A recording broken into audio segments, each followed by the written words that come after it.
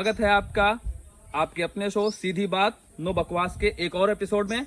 और हमारे साथ हैं पंकज भैया, 2 बार बिहार पीसीएस और 2 बार यूपी पीसीएस में सिलेक्ट हो चुके हैं जो, और साथ में है सिद्धांत जी, हेलो, 2017 बैच के नायब तहसीलदार। और इन सब के साथ मैं आपका अपना अभिषेक, डिप्टी एसपी 2017 बैच सिलेक्टेड। दोस्तों, हमारे सामने जो हमने एक सर्वे किया था बच्चों के बीच में, तो एक क्वेश्चन बहुत बार आ रहा था भैया, अगर देखा जाए तो, कि कोचिंग का हमारे सिलेक्शन में क्या रोल है। एक आम बच्चा या जो नॉर्मल बच्चों को कोचिंग करनी है, या कोई खास बच्चा भी हो उसके लिए भी कोचिंग करनी है या नहीं करनी है, कोचिंग का आपके लाइफ में क्या रोल है, क्या रोल नहीं है, इन चीजों पे हम आज चर्चा करना चाहेंगे। कोचिंग के फायदे नुकसान। हाँ। कोचिंग के फायदे नुकसान। और वैसे भी एक ज्वलंत मुद्दा है, इसको कुछ लोग ले सकते हैं कि नेगेटिव वे में या कुछ लोग पॉजिटिव वे में। मैं तो पहले ही मैं क्लियर कर देना चाहता हूं कि यहाँ हम लोग ना किसी के विरोध में हैं और ना किसी के सपोर्ट में हैं। हाँ, हमारी अपनी बातें हैं, जो हमारे जो अपने एक्सपीरियंसेस हैं हम वो शेयर करेंगे। एनालिसिस आपको करनी है कि आपको करना क्या है, क्योंकि आफ्टर ऑल सिलेक्शन लेने की लड़ाई आपकी है। बिल्कुल। और उसमें हम लोग सिर्फ एक सपोर्टर हैं। तो शुरुआत करूंगा मैं पंकज भैया से। हम लोग इस वीडियो के माध्यम से वो प्रैक्टिकल चीजें बताएंगे जो हमने अपने 5 साल के या जो भी पीरियड है उस तैयारी के दौरान, सफलता के दौरान, असफलता जो शुरुआत में मिली उनके दौरान जो भी हमने सीखा, जो वो चीज बताएंगे। तो मुद्दा जो है, मेरे भी बहुत सारे जो बच्चे गाइडेंस लेते हैं या व्हाट्सएप करके, फोन करके, मेरे गांव में मेरे कजिन वगैरह वो लोग पूछते हैं, तो कई लोगों के मन में ये सवाल आता है कि कोचिंग करना चाहिए या कोचिंग से ही शुरुआत करनी चाहिए या 2 प्रीलिम्स के बाद कोचिंग छोड़ देनी चाहिए। 50 तरीके के सवाल आते हैं। तो मैं बड़े कोर्स से स्टार्ट करूंगा। मैं अपनी बात बता दूं, मैं ऑलरेडी वर्किंग हूं, मेरे 2 बच्चे भी हैं, तो आप समझ सकते हैं कि मेरे पास कोचिंग का ऑप्शन ही नहीं था, क्योंकि मैं इतना टाइम अफोर्ड नहीं कर सकता था। और जहाँ पे भी मैं नौकरी करता था वहाँ पे ये ऑप्शन, या डेली जाना, इतना टाइम लगाना और फिर इतनी बड़ी बड़ी क्लासेस, लंबी लंबी क्लास, मैं अगर वो करता तो अपना पढ़ाई, सेल्फ स्टडी और ये चीज़ें नहीं कर पाता, रिवीजन भी नहीं कर पाता, मेरे पास टाइम बिल्कुल नहीं, तो मेरा तो ऑप्शन ही नहीं था। मगर फिर भी जो मैंने ओवरऑल देखा, तो मैंने देखा कोचिंग के अपने फायदे हैं, अपने नुकसान हैं। फायदों की बात करता हूँ, जो लड़के शुरू कर रहे हैं या जो सेल्फ मोटिवेटेड कम हैं जी, या बहुत ही यंग एज में है, तो कई बार क्या होता है कि आपकी अपनी डिसिप्लिन नहीं होता है, पंक्चुअलिटी नहीं होती है, कंसिस्टेंसी नहीं होती, आप ढीले पड़े रहते हो। अगर कोचिंग जाने से क्या होता है, आपकी टाइम बाउंड, ऑफलाइन हो या ऑनलाइन, जाना कोई जरूरी नहीं है, आप ऑनलाइन भी फॉलो कर सकते हो। तो वहां पे क्या होता है कि आप कंसिस्टेंट हो जाते हो, पंक्चुअल हो जाते हो, आपकी टारगेटेड और टाइम बाउंड अप्रोच हो जाती है। आपको पता है कि ये कोचिंग, मेरा ये सिलेबस प्री के 2 महीने पहले, 1 महीने पहले खत्म करा देगी, मेंस के 1 महीने पहले, 2 महीने, इतने मेरे कोर्सेज खत्म हो जाएंगे। फिर मैं रिवीजन भी कर सकता हूँ, मॉक राइटिंग प्रैक्टिस कर सकता हूँ, मेंस के लिए, प्रीलिम्स के लिए मॉक सीरीज लगा सकता हूँ। तो वो एक टाइम बाउंड अप्रोच, पंक्चुअलिटी हो जाती है। ऐसे पता चला कि आप अपना सिलेबस, कोर सिलेबस ही नहीं खत्म कर रहे, वो ढीलापन नहीं होता। तो ये बहुत बड़ा एडवांटेज है। और पका पकाया मिल जाता है, आपको मेहनत नहीं करनी, आपको बेस नहीं बनाना। तो खासकर जो बच्चे जिनको लगता है कि हमको हमेशा गाइडेंस की जरूरत रही, तो उनके लिए भी फायदेमंद है। मगर उसके साथ ही कुछ चीजें, पहले हम पॉइंट्स के पॉजिटिव की बात करें तो हाँ, मोटिवेशन भी मिल जाता है, ग्रुप भी बन जाता है। मगर उस ग्रुप के कई बार नुकसान भी हो जाते हैं। खराब ग्रुप मिल गया, खराब टीचर मिल गया, उसने केवल आपका टाइम पास कर दिया, या पहले अपने एडवर्टीजमेंट में दिखाया कि हम अपने 2 लेक्चर बढ़िया दिखा दिए डेमोन्स्ट्रेशन में ऑनलाइन, उसके बाद जब आप कोर कोचिंग में पेमेंट के बाद गए तो पता चला कि अंदर दिखाया कुछ, मिला कुछ। इवन ये भी होता है कि कई बार कुछ कोचिंग्स होते हैं जो फैकल्टीज बुलाती हैं, टॉप क्लास के फैकल्टीज, शुरुआत में सेमिनार करवाती हैं, 2-4 दिन वर्कशॉप या उनके जो लेक्चर होते हैं, तो उनकी टॉप रिनाउंड फैकल्टी उनका वो लेक्चर लेती है। लेकिन बाद में क्या होता है कि फिर वो टीचर जिनका कोई एक्सपीरियंस नहीं है, या जो भी चीजें अच्छे नहीं है, जिनका कोई मार्केट में वो नहीं है, जो उनके पास उतना मतलब वो चीजें नहीं है, वो पढ़ाने लगते हैं। मेन टीचर कभी कोचिंग वापस आता ही नहीं है, जो भी हो वो चला गया। तो कुछ चैलेंज, प्रैक्टिकल चैलेंज है, मगर भी आती हैं। ये उससे उतनी बड़ी चीज नहीं है। मेन ये है कि कोचिंग करने और ना करने दोनों के अपने फायदे नुकसान है। ये आपको देखना है कि क्या आपको जज करना है। सिद्धांत, आपका क्या अनुभव? मेन ये होता है भैया कि हम कोचिंग जा क्यों रहे हैं। हम कोचिंग जा रहे हैं कंटिन्यूटी के लिए। अगर आप वो कंटिन्यूटी कोचिंग में जाके खुद से बना सकते हैं, खुद से बना ले रहे हैं, रूम पे रह के या जो है गांव में ग्रुप बना के रह के, ग्रुप बना के, तो वो चीजें आपकी सॉल्व हो जा रही हैं। दूसरा चीज, पका पकाया मटेरियल जो बात हो रही है, आज के टाइम पे ऑनलाइन प्लेटफॉर्म पे, ऑफलाइन पे भी इतने कंटेंट अवेलेबल हो गए फ्री में। इवन कई कोचिंगों के नोट्स भी आपको फ्री में मिल जा रहे हैं। पोर्टल बने हुए, नोट्स, हर किताब का PDF फ्री में, कोचिंग के नोट्स, टॉपर के नोट्स पड़े हुए आप डाउनलोड कर लीजिए। तो वो समस्या आपकी रिजॉल्व हो जा रही है।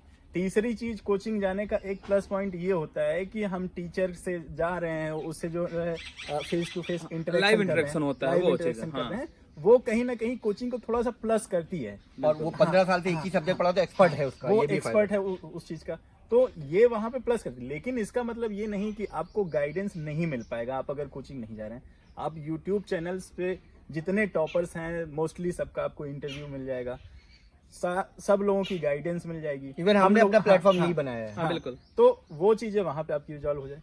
तीसरी बात जो आप है, अपनी रिश्तेदारी में जान पहचान में कोई भैया हैं, सेलेक्ट हुए हैं, रिश्तेदार हैं आपके, हाँ। कोई भी हैं, आप उनको फोन करके गाइडेंस ले सकते हैं, मिल के ले सकते हैं। स्टडी ग्रुप बना लेते हैं। स्टडी ग्रुप बना लेते, कोई सिलेक्टेड को बना लिया और वो 5 लोगों को डेली गाइडेंस दे रहा है या हफ्ते में दे रहा है, उसने बताया कि ऐसे ऐसे पढ़ो, आप किसी से बात कर सकते हैं। तो फिर ये 3-4 चीजें हैं जो पर्टिकुलर नेचर पे भी मैटर करती हैं।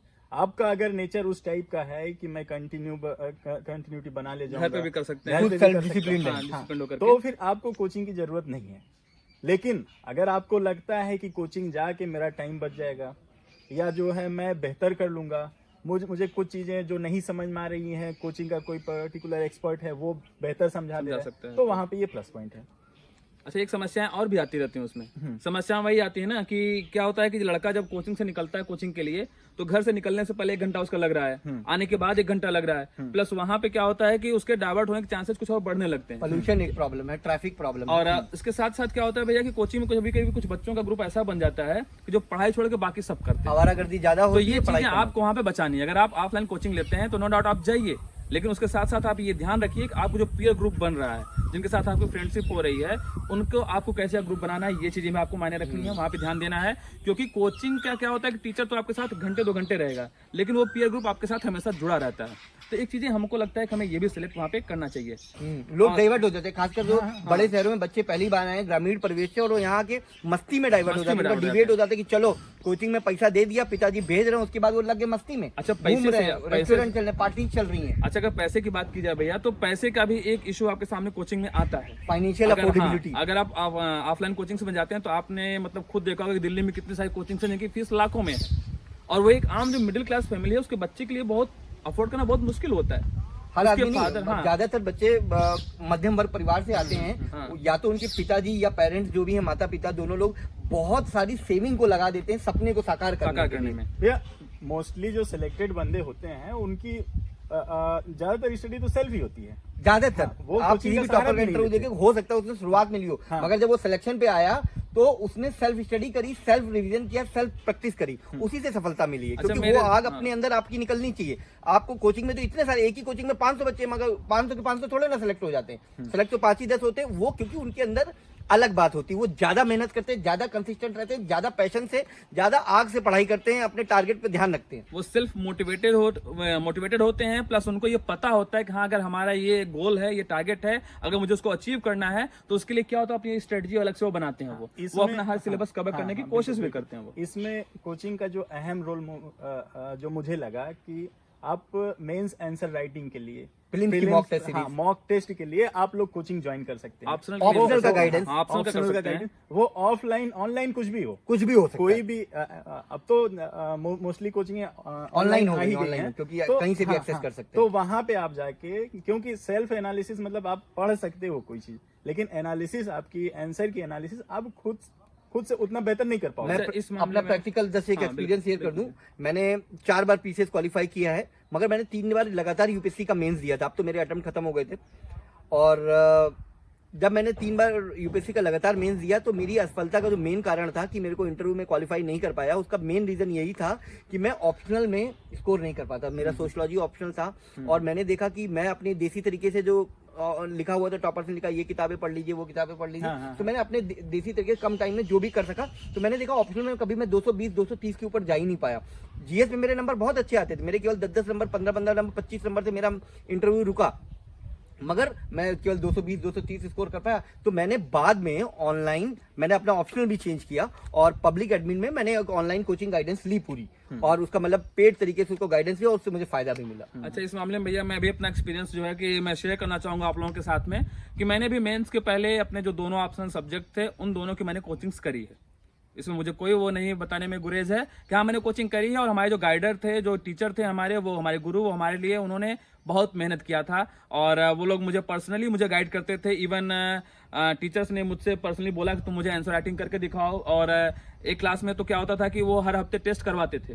तो जितना ज्यादा आप मेंस के आंसर राइटिंग प्रैक्टिस करते हैं कोचिंगों से अगर आप जुड़े हैं तो, और अगर आपके पास समय है तो आप जुड़ जाइए। मैं तो ये कहता हूँ कि अगर आपके पास अगर समय है तो ऑप्शनल के लिए आप जुड़िए, टेस्ट सीरीज करिए। मैंने की है सीरीज, मॉक टेस्ट या मेंस की राइटिंग प्रैक्टिस, इसकी टेस्ट सीरीज बहुत इंपॉर्टेंट इस मामले में आप चाहे ऑनलाइन चाहे ऑफलाइन, ऑनलाइन कोचिंग या ऑनलाइन कोचिंग का मतलब क्या है, यूट्यूब चैनल्स हैं, और ऑफलाइन कोचिंग का मतलब क्या है कि जो कोचिंग्स हैं। तो आप इन दोनों में से किसी की भी हेल्प लीजिए। आपका लेकिन जो टारगेट है वो आपका टारगेट आपका सेट होना चाहिए और आपके अंदर ये पता होना चाहिए कि हम जिसकी भी हेल्प ले रहे हैं हमें अपने लक्ष्य से नहीं भटकना है। अर्जुन की तरह से हमारा निशाना जो होता है वो मछली की आंख पे होना चाहिए, वो बस हमें उससे भटकना नहीं है।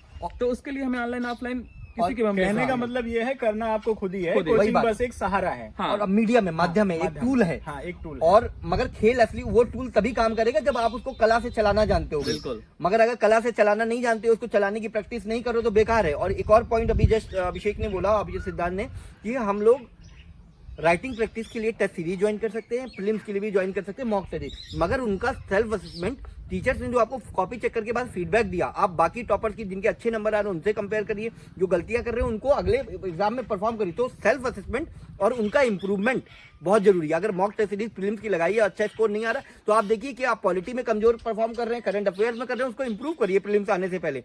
तो उसका वो तो उन्होंने बता दिया कि आप ऐसे कर लीजिए कॉपी चेक, मगर आपने उसको इंप्रूव नहीं किया, अपनी गलती को एनालाइज नहीं किया, तो भी आपके लिए वो फायदेमंद नहीं होगा। तो इस मामले में फिर मेरा यही जो मेरे अंदर से जो विचार आते हैं वो विचार यही आते हैं कि कोचिंग आपके लिए एक साधन है जिसके माध्यम से आपका जो साध्य है, जो आपका लक्ष्य है, उसको आपको अचीव करना है। लेकिन कोचिंग एकमात्र आपका सफलता का रीजन नहीं बन सकता, टूल नहीं है, कारण नहीं है। अगर आप किसी कोचिंग अगर आप ज्वाइन कर लेते हैं तो इसका मतलब ये नहीं है, कदापि नहीं है कि आप सफल हो ही जाएंगे, क्योंकि सफल होने के लिए आपको आप बहुत सारे स्टूडेंट से, मेरे बहुत सारे दोस्त सिलेक्टेड हैं और बहुत सारे स्टूडेंट भी, तो जो मैं बता दूं कि मेरा ये मानना है कि उनकी जो 80% सफलता की जो प्रिपरेशन होती है वो सेल्फ स्टडी होती है। कोचिंग से हो सकता है गाइडेंस लियो, मगर उनकी सफलता का मूल मंत्र उनकी अपनी मेहनत, उनकी अपनी सेल्फ स्टडी, उनका अपना पैशन था, आग लगाने वाली चीज थी। और एक जस्ट दिमाग में आ रहा है, कोचिंग का एक और बहुत बड़ा डिसएडवांटेज होता है, वो मैं बता दूं, जैसे मध्यम वर्ग परिवार के गांव से जो ग्रामीण परिवेश से बच्चे हैं, उनके माता पिता ने बड़ी मुश्किल से उतना पैसा अफोर्ड करके उनको शहर में हॉस्टल का खर्चा, कोचिंग का खर्चा दिया। फिर जब वो 1 साल 2 साल आप रिजल्ट नहीं निकालते हो और जब आप इतना पैसा खर्च कर चुके हो, महीनों एवरेज देखा जाए तो साल में 3-4 लाख रुपए आपका जा रहा है, मतलब महीने का 25-30 हजार रुपए, जो एक आम आदमी के लिए, मध्यम वर्ग परिवार के लिए बहुत मुश्किल है। तो वो उन्होंने बेचारों ने अपना जीवन की पूंजी काट के, पेट काट के आपको पैसा दिया।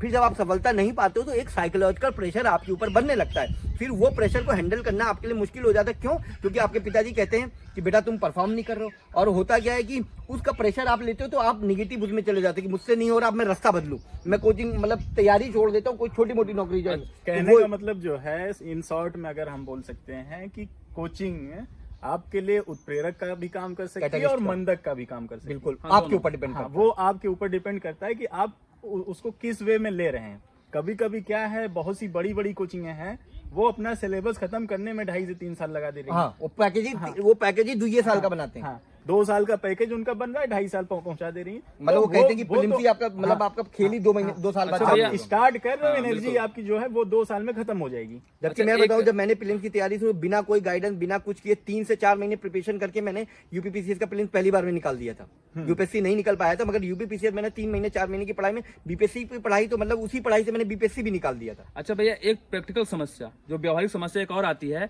वर्किंग लोगों के लिए, क्योंकि उनके पास समय नहीं है। पैसा तो है उनके पास, नो डाउट, लेकिन उनके पास समय नहीं है और वो कोचिंग नहीं जा सकते हैं। ये मेरी तो यही कंडीशन है। लेकिन उसके बाद भी अगर कोई बंदा अगर सिलेक्ट हो सकता है, कोई पर्सन अगर सिलेक्ट हो रहा है, तो ये आपके लिए विचार करने की बात है कि जो व्यक्ति, क्या जरूरी है कि वो मतलब बिना कोचिंग के सिलेक्ट नहीं हो सकता।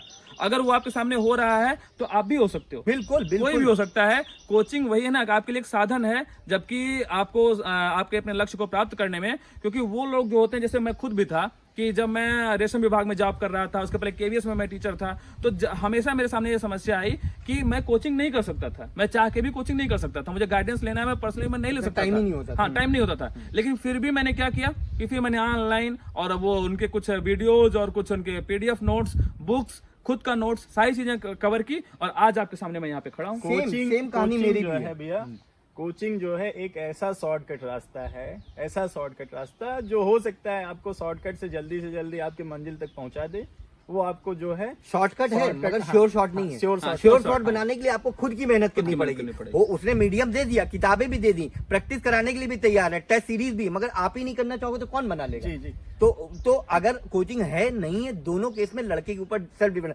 और ये कोई जरूरी नहीं कि आप केवल ऑनलाइन में पेड ग्रुप में जाओ या ऑफलाइन महंगी कोचिंग में जाओ। आप चाहो तो बिना खर्चों के भी आप फ्री में जो मटेरियल ऑनलाइन है, भैया लोगों जो सिलेक्ट है उनसे हो गाइडेंस सकते हैं। लीजिए। आप हो सकते हैं, हो हो रहे हैं, हम हुए हैं। मेरा तो ये मानना है किसी भी किताब में आप पर्टिकुलर एम लक्ष्मीकांत उठा लो, स्पेक्ट्रम उठा लो, उसमें इतना मटेरियल है, अगर आप उसको ही कवर कर और लें बड़ी पूरी तरह- बड़ी साधारण हाँ, लैंग्वेज हाँ, में है। हाँ, हाई स्कूल इंटर का कोर्स हाँ, होता है। तो वो जो है आपको सेलेक्ट करा ही देगी। आप अगर उसके अलावा कुछ भी नहीं पढ़ रहे हो पॉलिटी में या हिस्ट्री में, तब भी आपको कहीं जाना बस और पुराने पेपर का एनालिसिस पुराने वो पेपर खुद भी कर सकते हो। गाइडेंस की कोई कमी नहीं, फ्री में इतनी चीजें अवेलेबल है ऑनलाइन कि आप कहीं से गांव के कोने अतरे में पैसा नहीं है, केवल 1 GB डाटा का अगर पैसा है उससे भी आप बड़े आराम से चीजों को एक्सेस कर सकते हो, पढ़ाई कर सकते हो। आप सिलेक्ट हो सकते हैं। आप 150 PCS रुपए बन का सकते पैकेज हैं। आता है। हाँ, आप पीसीएस बन सकते हैं। बिल्कुल बन सकते हैं, बनते गांव के बच्चे उन्हीं में मेहनत की लगन होती है। जिनके पास पैसा होता है वो लोग वैसे भी मेहनत नहीं अभी करते। मुझे लग रहा है इन फ्यूचर अगर कोचिंग जो जा भी रहा है, ऑनलाइन कोचिंग जो ऑफलाइन से बेहतर होने वाली है।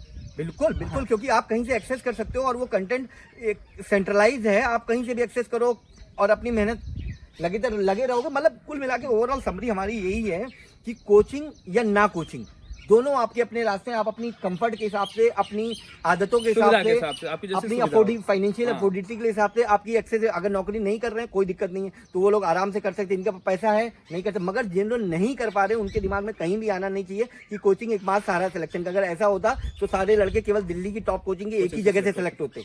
दूसरे मतलब सीटें कितनी होती है 1000, तो आपको क्या लगता है 1000 के 1000 कोचिंग वाले होते? आप इंटरव्यू रिसर्च करके देखिए, 1000 में से 800 लड़के सेल्फ प्रिपरेशन वाले होते हैं। या हो सकता है शुरू में उन्होंने गाइडेंस ली, मगर बाद में उन्होंने जब सेलेक्ट हुए हैं तो वो साल उनका सेल्फ प्रिपरेशन, सीरियस प्रिपरेशन का रहा है। बिल्कुल, कोचिंग आपके लिए सफलता की गारंटी नहीं हो सकती है। सफलता की गारंटी मेरे हिसाब से कोई अगर है तो वो सिर्फ आप हैं। क्योंकि अगर चाह लेंगे तो आपको सफल होने से कोई नहीं रोक पाएगा। और अगर आप ही नहीं चाहेंगे तो कितनी महंगी से महंगी आप कोचिंग चले जाइए और आप सिलेक्ट नहीं हो पाएंगे। आपका जज्बा, ये मेरा आपकी अपना- आग, बिल्कुल। आग पैशन। हाँ। और वही जो हमने पुराने वीडियोस में भी बताए हैं अपने कि किस तरीके से रूटीन बनाना, किस तरीके से कंसिस्टेंट रहना है, वो आपके ऊपर आग लगेगी तो आप खुद ही पढ़ाई के अलावा दूसरा काम नहीं करोगे। और फिर आपके खुद लिए ही। कोचिंग कोई मायने नहीं रख कोचिंग जाएगा। की जरूरत ना जरूरत। कोचिंग मिली तो भी ठीक, नहीं मिली तो भी ठीक, आपको सिलेक्ट होना ही है। बिल्कुल। ठीक है। फिर तो इन्हीं के साथ हम बस लोग आज यही हम लोग का पूरा समरी है और आज का वीडियो कंक्लूड करते हैं। बिल्कुल। Thank you. Thank you everyone. जय हिंद, जय भारत। जय